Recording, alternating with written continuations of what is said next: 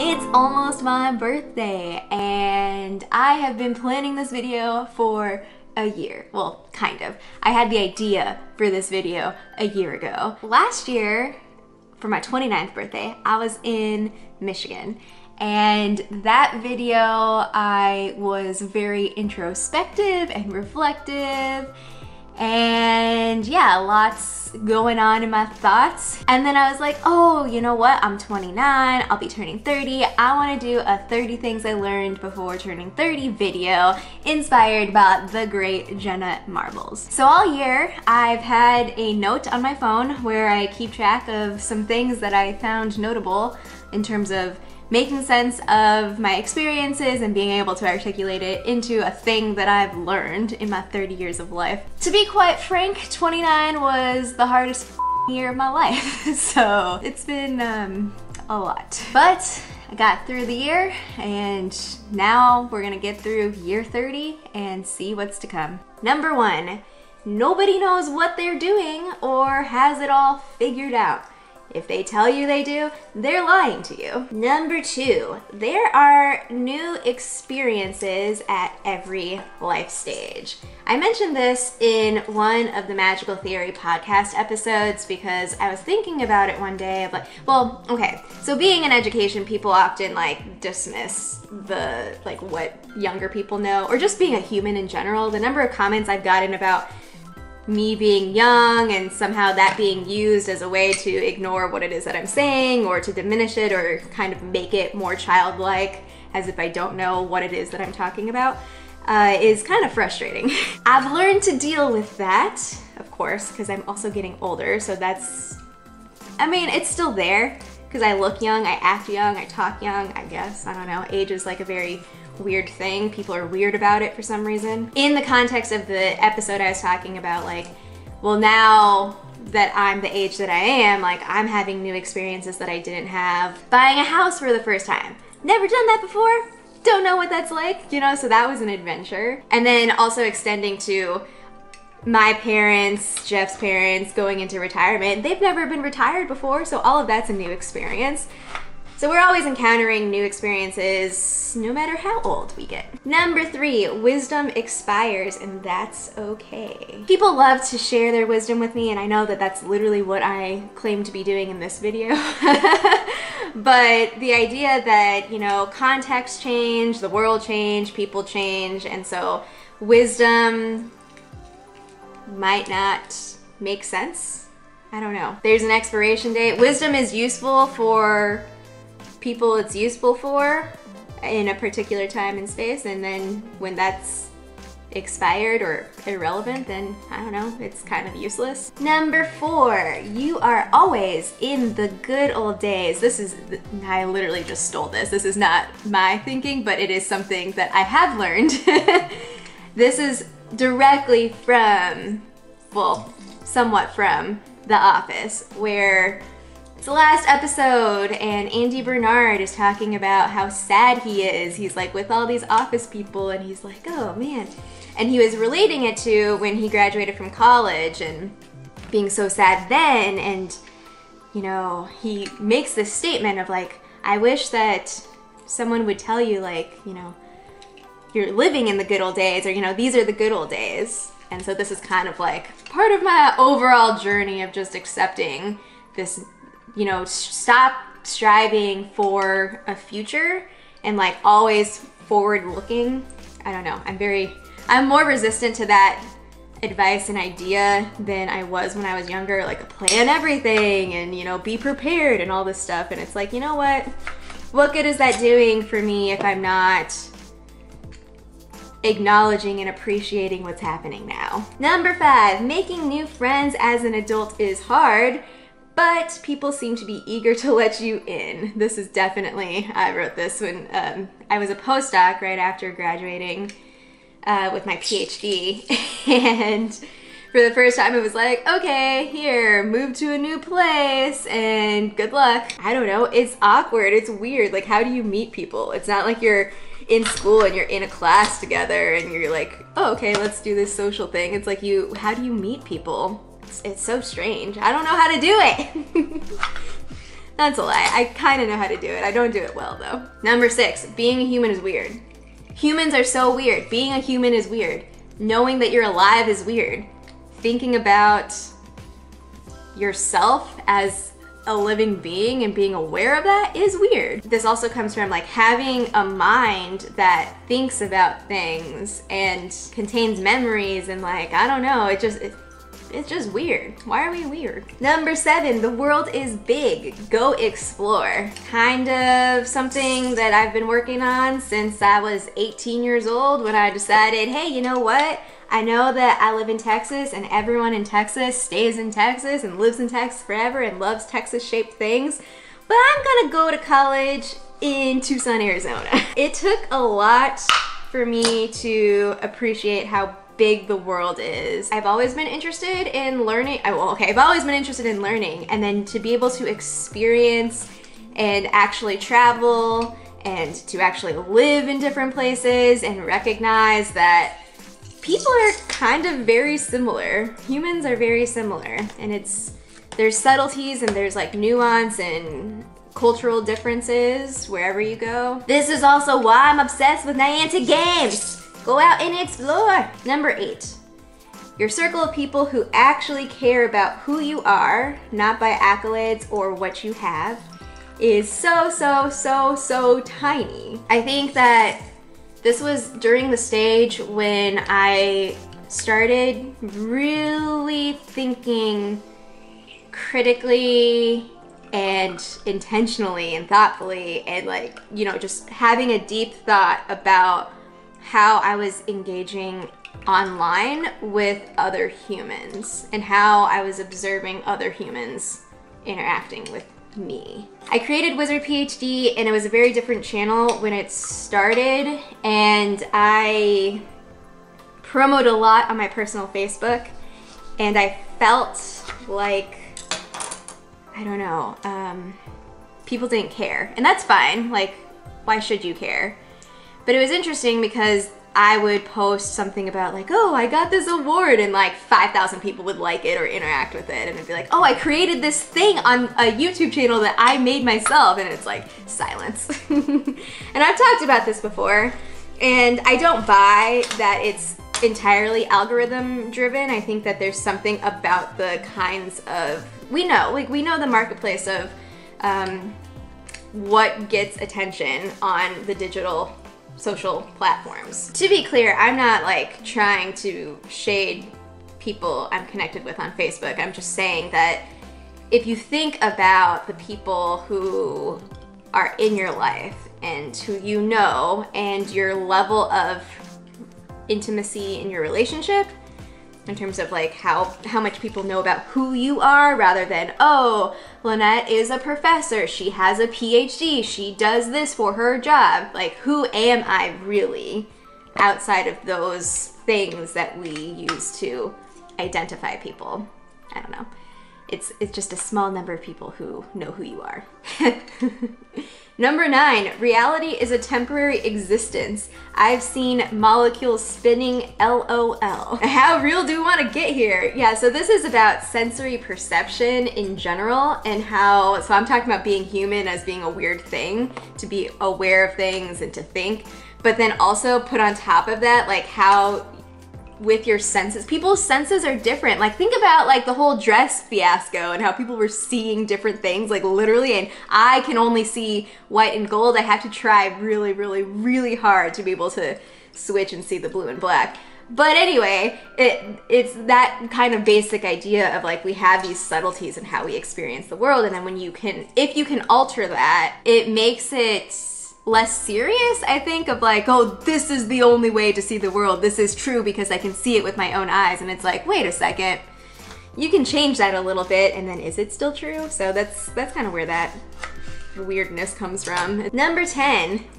normal is boring. Most societal norms and structures are entirely boring. This is like, I was also on this like, Don't Hug Me, I'm Scared revival tour where I was like obsessed with everything in there. This is also like me being bored with my job, me being bored with thinking about the same conversations over and over. Me thinking about like, oh, we need to fix things, we have problems, oh, but we can't fix them because we have structures that are rigid and or we are lazy and we don't want to change them. And it's just like, wow, can we be a little more creative here? People try though. I think this is also why I've been trying to explore my own creativity a little bit more and trying to grow a bit as a person. It comes from a desire of trying not to be bored. Number 11, cry as much as you need to, let it out. You're probably never going to look at your hundreds of pictures and videos. It's okay to be present. Documenting so many like little micro fragments of your life and just having that, it's overwhelming. I'm also a very, very bad content creator because I don't know, I purge stuff like almost immediately. It's not that I don't want things or I'm not like, oh, I need to save this for later. It's just, I don't know, it's fine. The moment's passed. I've documented what I want and let's keep going. Number 13, ordinary moments are valuable. You don't have to interact with people who bring you down, even if you feel obligated. I totally understand pressures and obligations, like who are you obligated to? But you know, at the end of the day, you can only do so much, you know? You can only have obligations to others for so much, and there's no like formula or guide to figuring out how to know that. It's just something that you have to do for yourself. Number 15, super important. You are never required to reply or acknowledge emails, especially rude ones. People are on their own journeys. Don't try to manipulate or control others. This is also a large piece of my own teaching philosophy. I don't know, this might be a little too much to be talking about on this channel. If you went into my classroom, you would probably say that I'm not the best teacher or I don't embody the best practices because I'm not always like hovering in people's spaces and trying to like lead them in a particular discussion format or whatever. I kind of like let things unfold a little bit more than a lot of people I think would. And part of that is because of this. People are on their own journeys. People are taking away what they want. My one class or my one lesson is not going to like drastically transform somebody's life. Well, I don't know. I don't think so. I'm just a, you know, weirdo, ordinary human being. It's fine. I'm like one little blip of like billions of other interactions that they'll have in the course of their lifetime. Number 17 is my like informal philosophy on humans and why there is conflict in the world. Everyone is triggered by things and those things are not the same for everyone. Number 18, many humans are seeking connection. So charitable interpretations make dealing with difficult interactions more manageable. Going back to the like, don't try to manipulate or control others, I think that this one is kind of an evolution of that idea of even when it feels like someone is trying to manipulate or control, I don't know, there's a way to make sense of what they're doing in a way that isn't wholly like evil, you know, or bad. And I think that that's probably one of the hardest things that I've had to learn and understand and make sense of and come to terms with is that, I don't know, people are lonely and sometimes sad, and we have to understand why bad things happen, maybe from those lenses. I don't know, it's just complicated. I'm very hesitant to say anything definitively. That's also just my general vibe. If you think about people with charitable perspectives, then it makes it really difficult to dislike people, I guess is the point. Number 19, it's okay to fall out of touch with people. Falling out of touch doesn't mean your time with those people wasn't special. I don't know, I feel like all of these go back to like the grand, like being present, it's okay, you know, just live now and here. And that's really hard to do in a society that's so focused on future and planning and like striving for something better. Speaking of, number 20, there's no path to an epic ending. Life just is. Number 21, sometimes people give unsolicited advice because they are trying to make themselves feel better and relieve their anxiety. This has taken me a long time to realize, and I used to get really upset that people seemed to think that I was not competent, but it's pretty recognizable once you see it. Now I let people make themselves feel better, but guaranteed I will not follow your unsolicited advice. I mean, part of that started out with like me with my parents, like, stop giving me advice, your advice is old and outdated, you don't know what it's like to be a young professional in this time. But then it also extended to like when I got lupus or like when I was applying for jobs or just anything, and people would just say things to me and it's like, yo, I didn't ask for advice. I don't know, I'm pretty good. Actually, I also know where this came from. It was when I was more public talking about my YouTube channel with people I interacted with in real life. And I even like used that in my job interviews. I talked about having a YouTube channel, creating it. And I would get stuff of like people saying to me, oh, be careful what you post online. It's like the classic, if you're a millennial and you've had like older adult relatives like talk to you about, oh, well, don't post that picture of future employers, blah, blah, blah. And it's like, y'all chill out, it's fine. Number 22, take 2 seconds to tell people you value or appreciate them. Everyone is fragile, AKA has baggage and insecurities. I've realized that I appreciate lots of humans, but I don't always reach out to show my admiration. As a content creator who puts herself on display constantly, I've found that the world can seem very lonely very fast without these moments. Not for the awards, but for just sharing with someone that you think they're a great human and bring value to the world. Number 23, if you step back from large political debates, the world is pretty hilarious. If you view people through a gray lens. So I don't know about that last part, but it is kind of like funny. This is why I've really started to appreciate comedians like Trevor Noah or Hasan Minhaj, where the commentary, I don't know, it's really funny.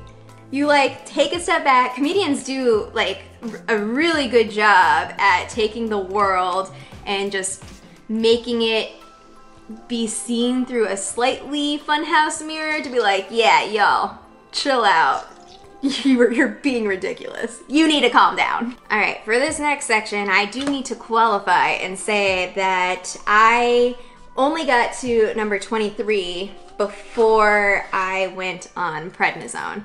And if you want to learn more about what it was like for me to be on prednisone because of my lupus not being under control, you can check out the video where I talk about what Wizards Unite means to me. But I just wanted to say that because some of these notes are a little weird, but it's because of what I was experiencing with those psychological effects. We are all the same, empty, clueless, voidless molecules of energy or something. It's weird because we each still have something that makes us unique, but I guess I'll never know what makes us who we are. It's not our material being at all, though. To my memory of what was happening when I wrote that down, I was recognizing on this very distant scale that the human interactions I was seeing online, on Twitter mostly, but also on YouTube, were very much the same. Like everyone was saying the same things, or the ways that people were talking, the general like conversation flow was all the same. It was the same thing over and over and over. So I was wondering, I was like, okay, well, if humans are all the same, or we come to the same conclusions, or we say the same things, it seems like it's pretty predictable, right? Humans are predictable. We know how large national debates are gonna go. It's the same conversation over and over and over again. And so then, I don't know, what makes us unique? Because obviously humans are not all the same though. What makes us unique? And that's, I don't know, I guess kind of where it came from. It came from a place of wanting to say like, humans are very similar.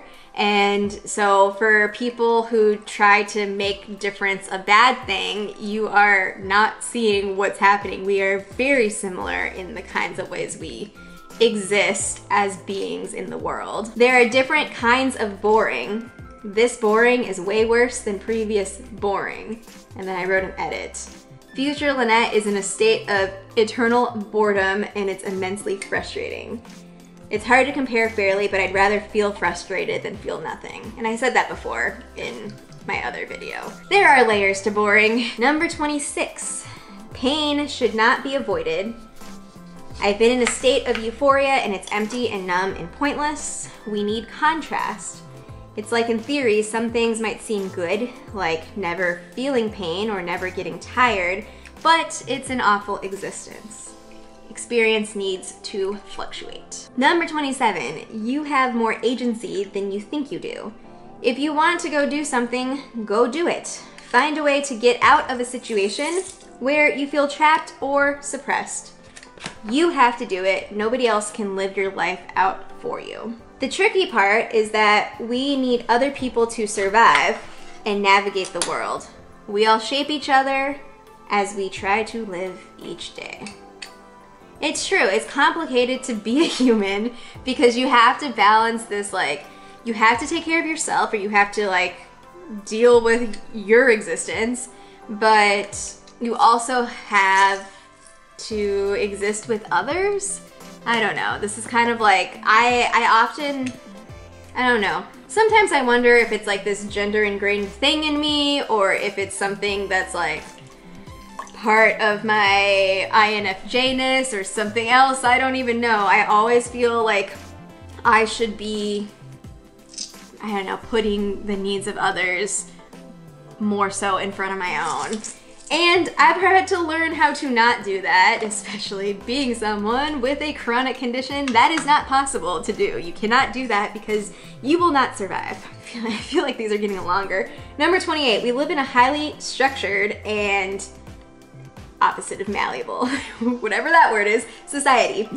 Dream big, but work within the system. This involves a distanced observation of the world and a creative insubordination that seeks to channel your specific gifts into a magical recreation of what the world could be. Whoa. What the world could be. And I wrote, whoa, why so abstract, LOL. You might need multiple failures to understand what and where you should be. Oh yeah, this is like, I was so frustrated with my health insurance at this point. Number 29, don't be afraid of bad feelings as labeled by society. Study them, examine yourself while in the midst of those feelings, make sense of it. Over time, you'll understand your processing and might be able to productively transform that energy. I didn't say to ignore or look at the positives. That's avoidance. It's about experiencing fully and learning more about yourself in your journey. It's okay to feel rage, emptiness, frustration, discomfort. Yeah, this for sure comes directly from, well, it's not just my lupus, it's like the general obsession with like telling people to be positive. And you know, sometimes things are just really terrible. And you have to name that, you have to speak that, you have to understand it, you have to think about it. And once you're through it, then you can, you know, continue on. But just having an extreme focus on being positive is insufficient. I don't know, that's, as you can tell, I feel very strongly about this. This comes from a place of anger because it's frustrating to try to make sense of something that doesn't make sense and then have people be like, oh, just do this. And it's like, you're not understanding it. You don't get it, you know? Number 30, strive to be comfortable with yourself without becoming obsessed with yourself. We are not that important. One day our existence will not be remembered, and that can be incredibly liberating. And then I wrote a bonus at the bottom, something about being humbled. That would describe my year of 29 in a nutshell. I have been quite humbled by life this year. Luckily, on what feels like an upswing, and I don't know, I just thought that I would share some of the things that I've learned. You don't have to listen to me. I'm just some random person who's documenting a specific moment in time right now. And I'm about to make some lemonade, so let's go.